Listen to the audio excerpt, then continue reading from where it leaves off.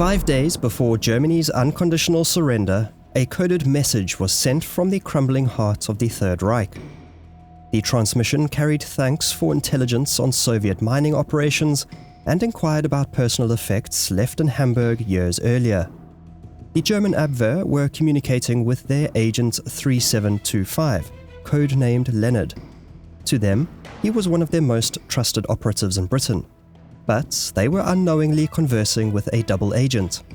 What the Germans celebrated as their finest intelligence triumph had been, for almost the entirety of the war, a masterpiece of Allied counter-espionage.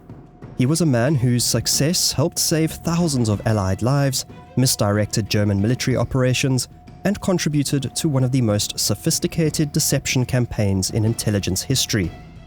This is the story of Wolf Schmidt, or Agent Tate, a penniless Danish colonial worker who became one of Britain's most valuable intelligence assets and helped turn the tide of war.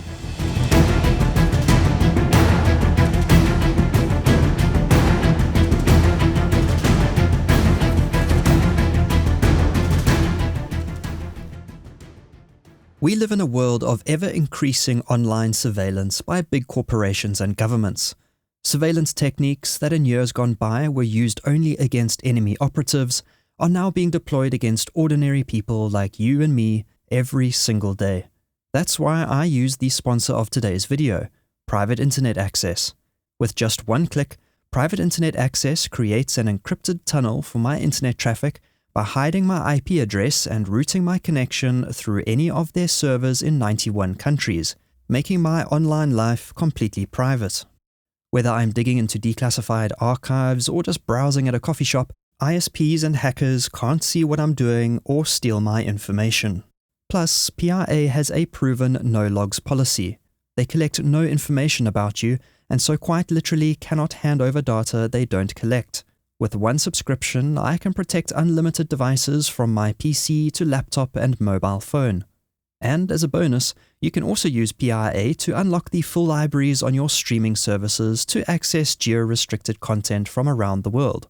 Take, for example, the fascinating documentary Black Files Declassified that is only available within the USA. With private internet access, just choose a US-based server, grab the popcorn, and enjoy. Right now, you can get 83% off private internet access through my link below.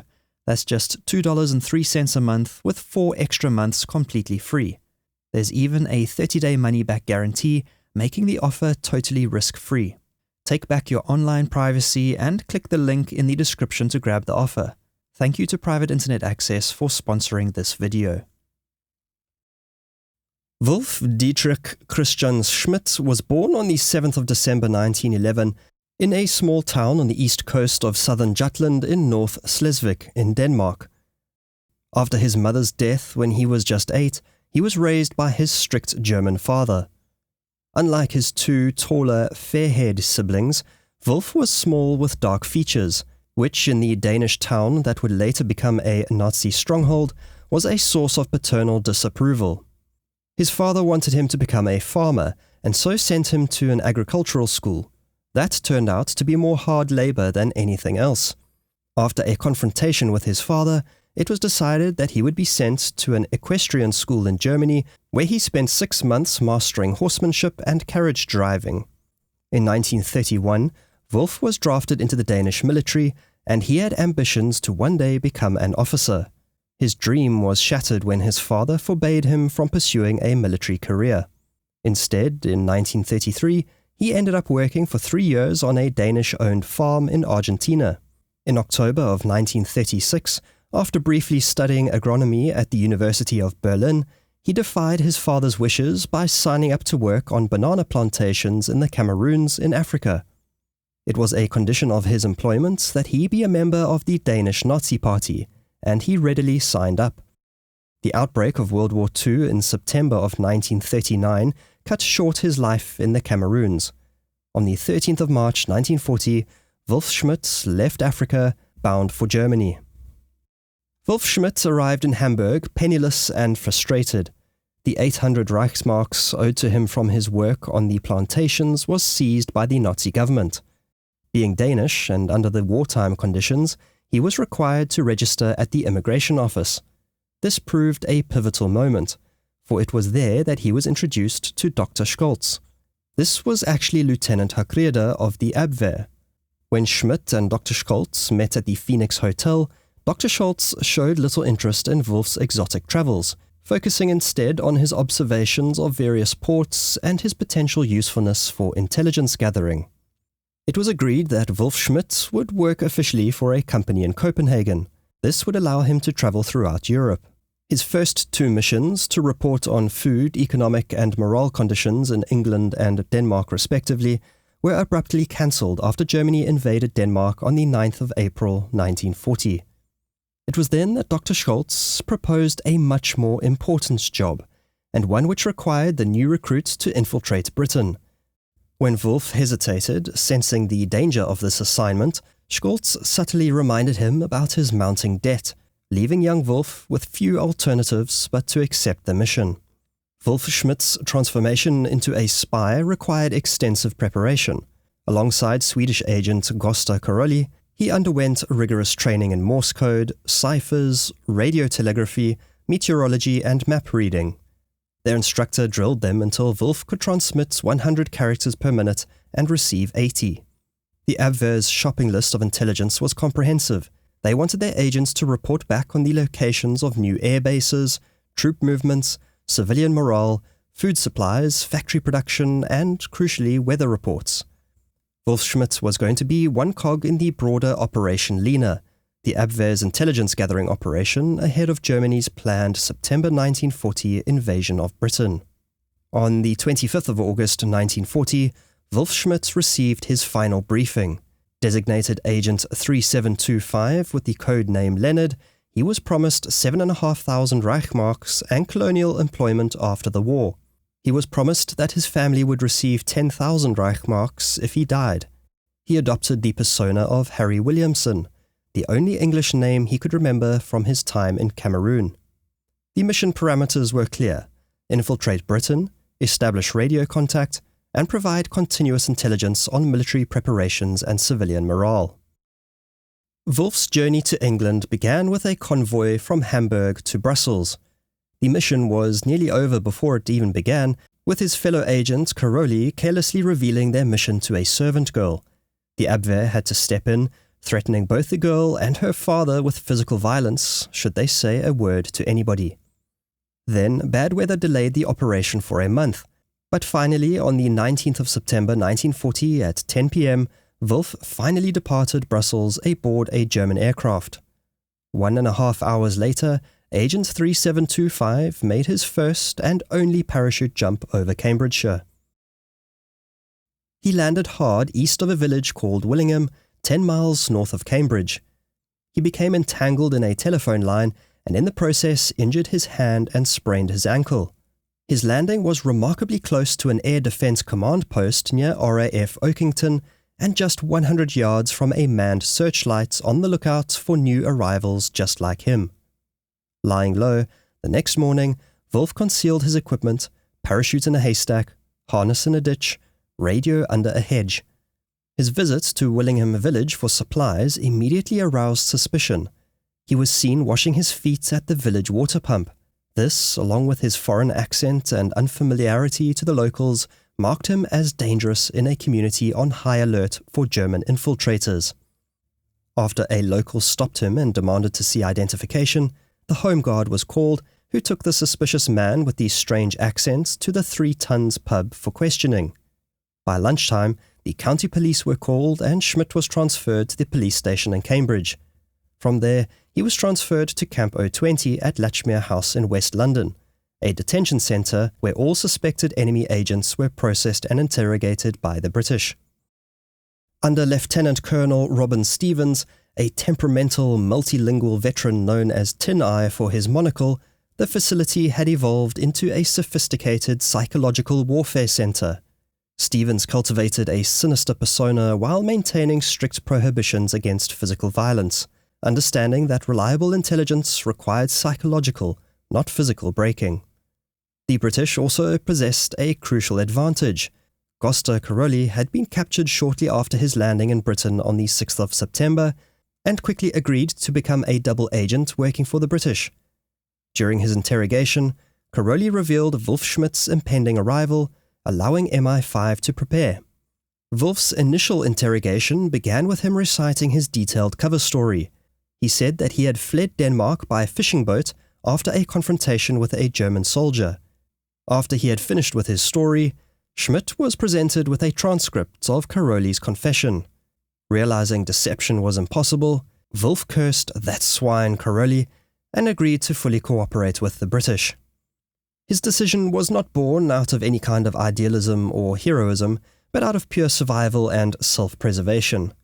After agreeing to switch sides, and under the astute leadership of Major Tar Robertson, he gave a full accounting of his training as a German agent, including giving away his cipher codes. A few days later, on the 22nd of September, he was accompanied by a group of men to recover his stashed equipment, including his radio transmitter and cipher wheel. Despite his circumstances, Wolfschmidt is said to have remained in good cheer. For this, he was dubbed Agent Tate, after the comedian and music hall entertainer Harry Tate. The newly recruited Agent Tate represented the almost perfect double agent. He had been arrested soon after arriving on British soil and had not yet managed to communicate with his German handlers. This allowed the British double-cross system to set the stage for his new mission as a double agent.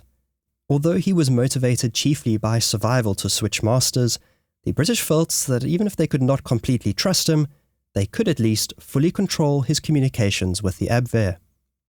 The British double-cross system emerged from MI5's recognition that captured German agents offered more value as controlled sources than as executed prisoners. The 20, or double-cross committee, formed on the 2nd of January 1941 and chaired by Oxford historian John Cecil Masterman, controlled and coordinated approximately 120 of these double agents. The system's objective was rather simple: to fully control German intelligence operations in Britain, with a view in particular to assist Bletchley Park's ultra operations. By understanding German intentions for the war, they hoped to deceive the enemy with disinformation to thwart attacks and gain a strategic advantage. Agent Tate's first mission started in mid-October 1940 and focused on reporting back to the Abwehr what he knew they wanted to hear, including an equal mix of fabricated information and harmless, true intelligence. He was given the cover job of working on a farm. By the end of 1940, he had transmitted at least 38 reports, mixing accurate weather data with misleading information on aircraft production and invasion defenses. The reports he sent back, under the direction of the 20 Committee, impressed the Abwehr hierarchy. He was instrumental in persuading the Germans to plan an attack on the de Havilland aircraft factory at Hatfield, which turned into its own deception operation involving that scoundrel of a double agent, Eddie Chapman. After only 6 weeks in the field, Agent 3725 was recommended for the Iron Cross second class for his services to the fatherland. Unlike other Allied double agents like Garbo and Brutus, who managed vast, fictitious rings of sub-agents, Agent Tate was largely intended to be a loner.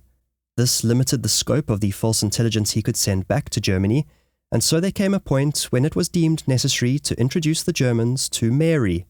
She was supposedly a farmer's daughter working in the Admiralty's cipher department. Tate said that it was from her that he managed to pick up valuable naval intelligence to pass back to the Germans. Although the Agent Tate operation was being funded by British intelligence, Wolfschmidt had to maintain the charade of needing operational funds from Germany. He initially received smuggled funds from Caroli, but after he attempted to escape from his British handlers and was removed from the double-cross system, Agent Tate had to tell his handlers that he was in dire financial straits. This played perfectly into Operation Midas, a scheme devised by Yugoslav playboy Agent Tricycle, also known as Dusko Popov. In 1941, Popov, who invented a Jewish businessman wanting to transfer his fortune from England to the US, managed to convince the Abwehr to deposit dollars in American banks in exchange for pounds in England. In this way, as much as £85,000 flowed into British coffers.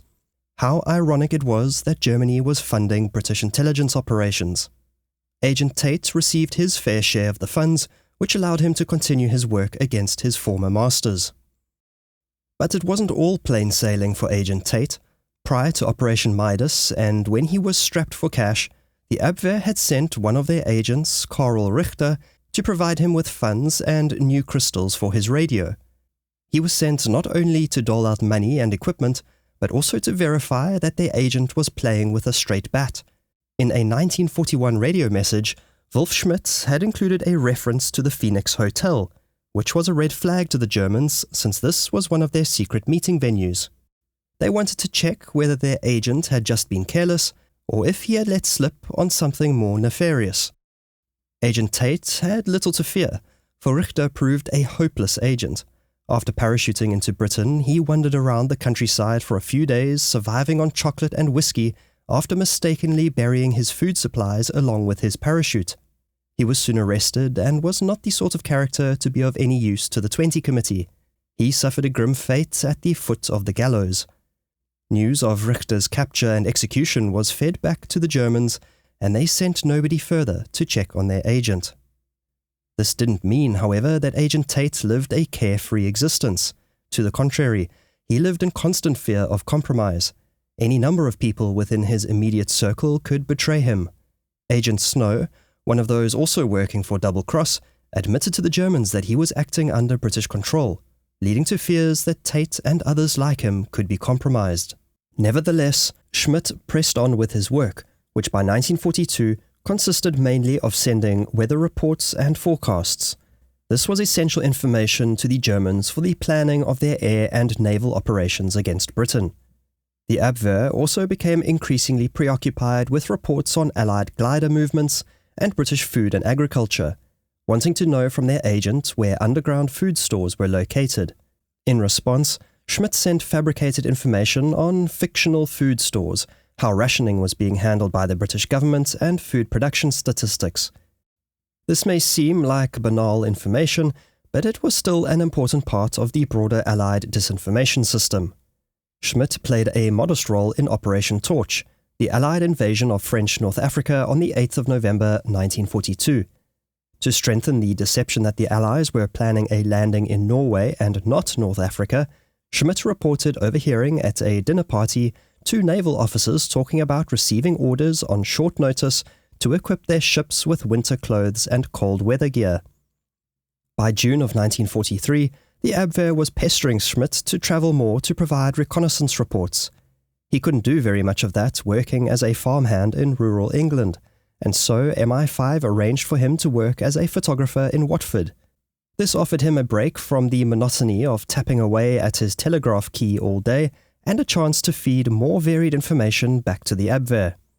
But alas, German messages to Tate suddenly started to decrease, leading to renewed worries that his cover may have been blown. Setting these worries aside, Tate was kept active as an agent, on the chance that he could be of use in future. He had already transmitted disinformation to support Operation Cockade and Plan Ironside, but soon he would participate in the grandest deception of them all, Operation Bodyguard. Operation Bodyguard was the umbrella plan to conceal the Normandy landings of D-Day. Tate's contribution, while perhaps not central, was nonetheless significant. In January of 1944, he delivered a remarkable scoop, reporting Eisenhower's arrival in England a full 48 hours before its official announcement, impressing his German masters and re-solidifying their trust. A key aspect of Bodyguard was to present D-Day preparations as lagging. Tate contributed by disseminating disinformation about production delays of invasion boats and the supposed need for troop retraining, though these narratives became harder to maintain as large-scale rehearsals took place across Britain. When the Germans pressed him for reports on bomber formations around Cambridge, Tate strategically resisted, explaining that it was too difficult and dangerous for him to be sniffing around military airfields as a photographer based about 2 hours away in Watford. His reasoning was accepted, and in this way he was able to avoid providing any information to the Germans about Allied air power in the lead-up to D-Day. Agent Tate played a cameo in Operation Fortitude, the deception campaign for the Normandy landings. Fortitude South aimed to convince Germans that Normandy was a diversion for the main invasion at the Pas de Calais. Tate's role, although smaller than agents like Garbo or Brutus, contributed essential corroborating details. He reported on fictitious air exercises focusing on Pas de Calais and provided information from a fictional railway clerk at Ashford Junction about FUSAG movements to embarkation harbours.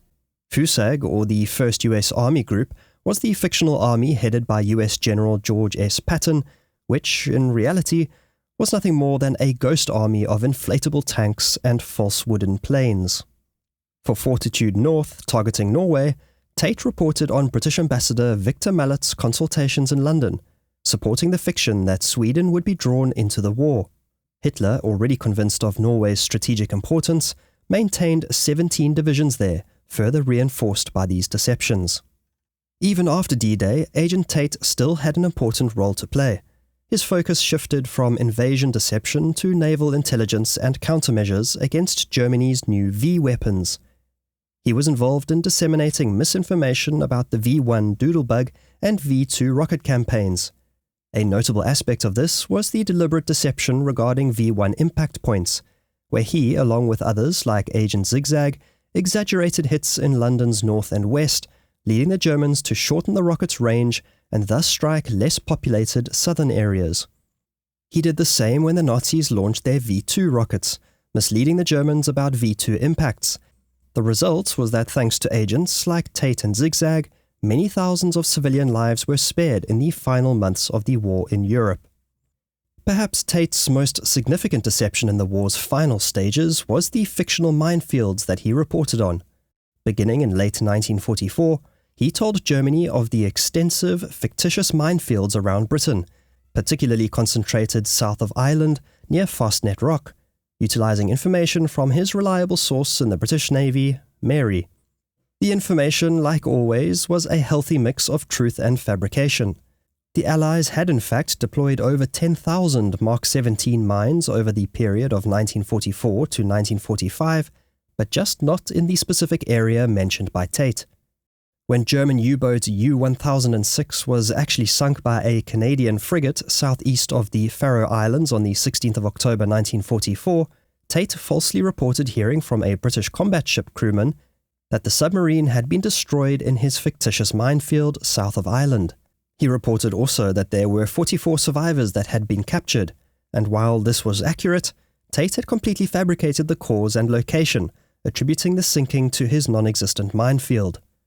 Then, in March of 1945, U-260, another German U-boat, was sunk by an actual mine just outside Tate's reported false area.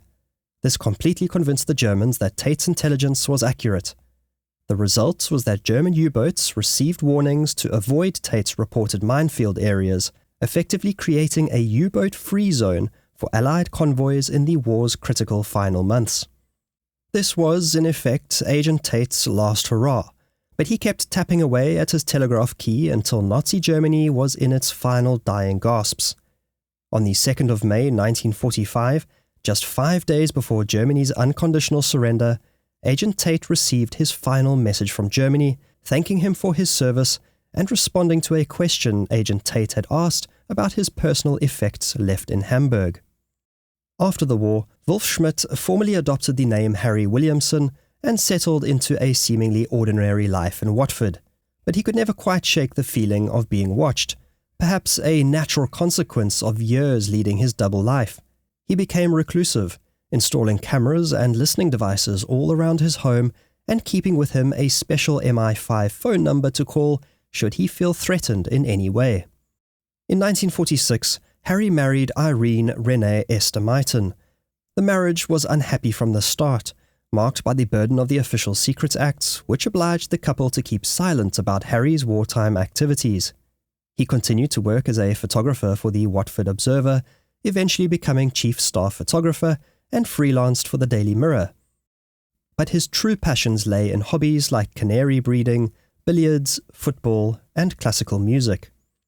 Despite trying his best to fall back into the shadows, his past slowly began to surface. When he was tracked down by a German journalist in the early 1960s, Harry reluctantly shared fragments of his story, including showing his iron crosses, first and second class, that his brother had retrieved for him from Hamburg after the war. Later, his participation in protest of Margaret Thatcher's poll tax in the 1990s inadvertently brought him into the public eye, with newspapers dubbing him a Nazi spy and Hitler's Pearl.